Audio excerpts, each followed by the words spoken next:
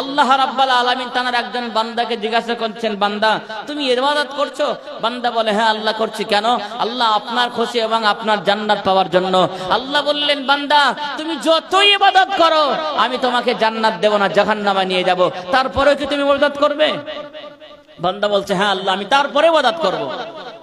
আল্লাহ আবার বললেন, বান্দা তুমি যতই ইবাদত করো তারপরে আমি তোমাকে জাহান্নামে দেব, তারপরেও করবে?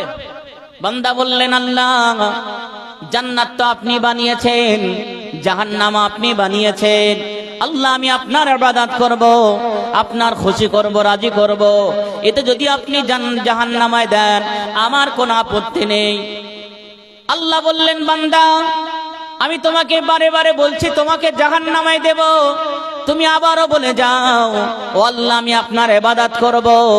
এ বান্দা তোমার কি মনে হয় না আমি যেহেতু বলেছি তোমাকে জাহান্নামে দেব, তাহলে কেন তুমি বারবার বলছো আল্লাহ আপনাকে খুশি করতে যাব, আল্লাহ আপনার ইবাদত করিয়ে যাব, আল্লাহ আপনাকে রাজি করতেই থাকবো?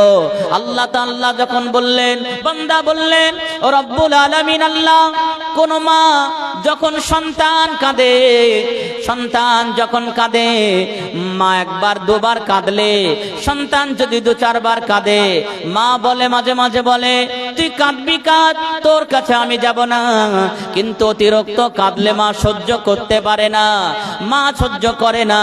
ছেলে যদি মাকে আসতে লেট হয়, কিছু সন্তান আছে তারা জেদ করে আগুনের দিকে ঝাঁপ দিতে যায়, মৃত্যুর দিকে ঢলে পড়ে। মায়ের সামনে কোনো সন্তান আগুনে পড়ে যাবে, পুকুরে পড়ে যাবে, কোনো মা জীবনে সহ্য করতে পারবে না। ও রব্বুল আলামিন আমি আপনার সব থেকে মহব্বতের বান্দা। একজন মা তার সন্তানকে যতটা না মহব্বত করে, যতটা না ভালোবাসে, তার থেকে আপনি আপনার বান্দাদেরকে বেশি মহব্বত করেন, ভালোবাসেন।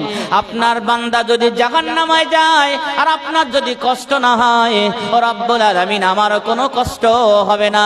আল্লাহ আমার যদি কষ্ট হয় আপনার নিঃসন্দেহে কষ্ট হবে, এই কারণে কারণ আপনার বান্দা আমি, আর আপনি নিঃসন্দেহে বান্দাদেরকে ভালোবেসেই বানিয়েছেন। বলেন সুবহানাল্লাহ। আল্লাহ বলছে, বান্দা তোমাকে জাহান্নামে দেব, তারপরে তোমার কষ্ট হবে, তাও বলছে হবে না। আল্লাহ আবার বললেন, বান্দা আবার চিন্তা করে দেখো, তুমি যতই ইবাদত করো তোমাকে আমি জাহান্নামে দেব। বান্দা বললেন, আল্লাহ আপনি যতই জাহান্নামে দেন তারপরে আমি আপনার ইবাদত চালিয়ে যাব। বলেন না সুবহানাল্লাহ। তখন আল্লাহ বললেন, ও বান্দা তুমি এই কথাটা কোথায় পেয়েছো, কার কাছ থেকে শিখেছো? আমি তোমাকে জাহান্নামে দেব বলছি, তুমি জাহান্নামের ভয় করো না, তারপরে তুমি আমার ইবাদত করো। ওই সময় বান্দা বলেছিলেন, ও রব্বুল আলামিন আল্লাহ এই কথা তো আপনি আমাকে শিখিয়ে দিয়েছেন, কারণ আপনি তো বলেছেন আদি পিতা আদম, আদি পিতা নয় জাতির পিতা হযরত ইব্রাহিম আলাইহিস সালাম, আদি পিতা আদম আলাইহিস সালাম, জাতির পিতা ইব্রাহিম আলাইহিস সালাম। ইব্রাহিম আলাইহিস সালামকে যখন আগুনে নিক্ষেপ করা হয়েছিল, ইব্রাহিম আলাইহিস সালাম তিনি আপনার পয়গম্বর এবং আপনার বান্দা, তাকে যখন আগুনে নিক্ষেপ করা হলো, রব্বুল আলামিন আপনি তো নিজেই বলেছিলেন কুল্লা ইয়ানারু কুনি বারদাও ওয়া সালামান আলা ইব্রাহিম, এ আগুন শুনে রেখে দাও, আমার ইব্রাহিমের জন্য তুমি শীতল বরফ হয়ে যাও। বলেন সুবহানাল্লাহ। ও রব্বুল আলামিন আপনি যদি জাতির পিতা ইব্রাহিম আলাইহিস সালামের জন্য আগুনকে ঠান্ডা হয়ে যেতে বলেন, আমিও তো সেই পিতার সন্তান, আমিও তো সেই পিতার ছেলে, আমিও তো সেই পিতার সন্তান, অর্থাৎ আমিও তো আল্লাহ আপনার বান্দা। আমি জানি আপনি কখনো আপনার বান্দাকে আগুনে পুড়তে দেখা সহ্য করতে পারেন না, সেই জন্য আমি আগুনকে ভয় পাই না, কারণ আমি আপনাকে ভয় পাই, আপনার ইবাদত করি। ওই জন্য আপনি আগুনে দিলেও আপনার বান্দা আগুনে পড়বে আর আপনি সহ্য করতে পারবে না, সেই জন্য আমি আপনি যতই আগুনে দেন তারপর আমি আপনার ইবাদত করা বন্ধ করব না। বলেন সুবহানাল্লাহ। আর একটু জোরে বলেন সুবহানাল্লাহ।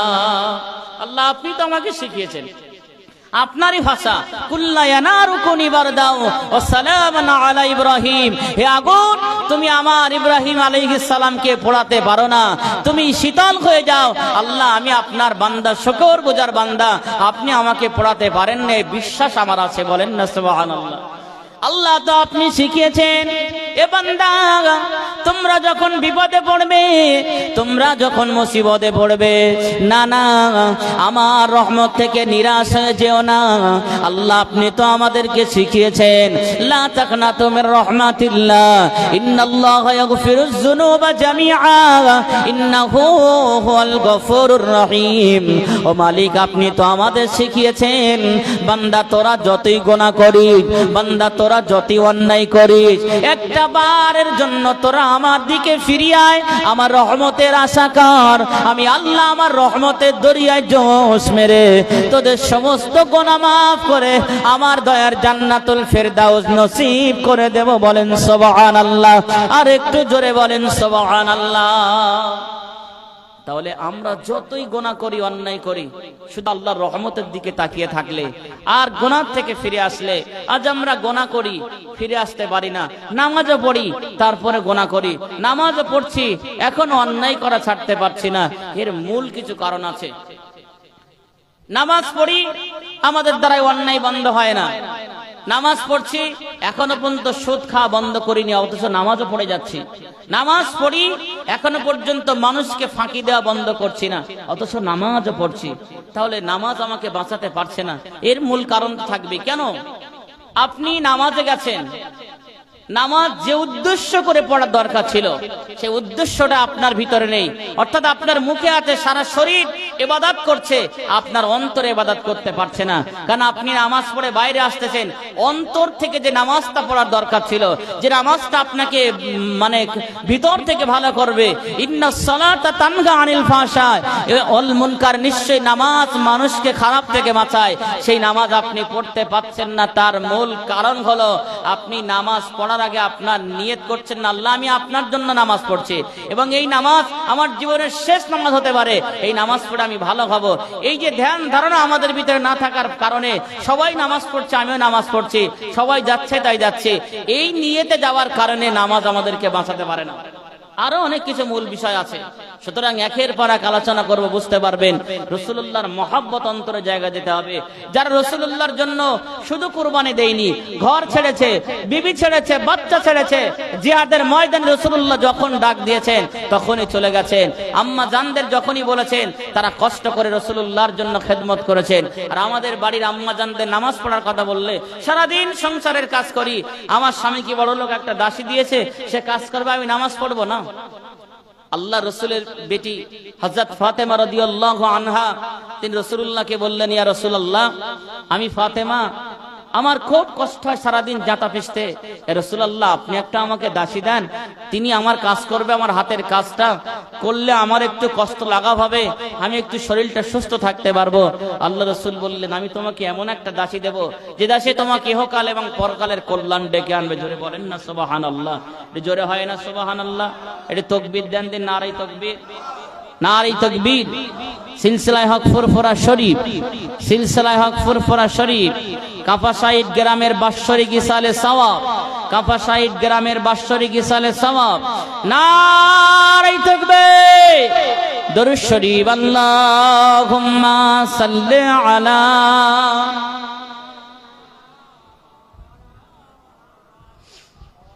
ওয়া আলা আলি সাইয়্যিদিনা।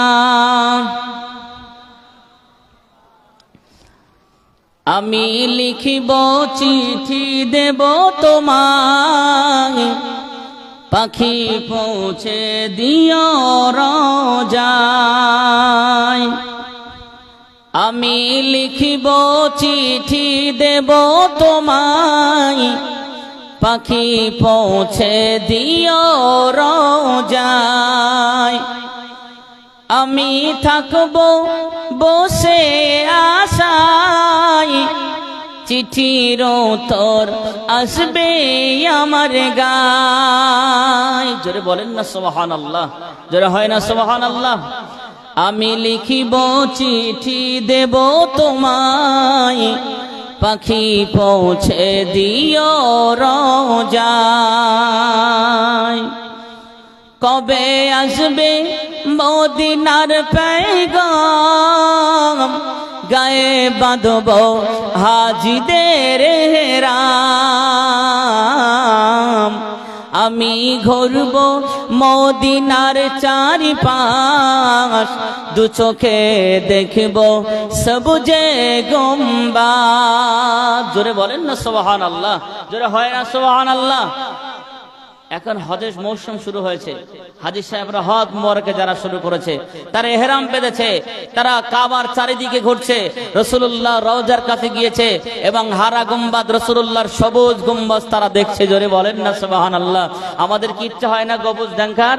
আল্লাহ যেন আমাদেরকে কবুল করেন, বলেন না সুবহানাল্লাহ, বলেন না সুবহানাল্লাহ। আমি লিখিব চিঠি দেব তোমায়, পাখি পৌঁছে দিও রোজায়। আমি থাকব বসে আশায়, চিঠির উত্তর আসবে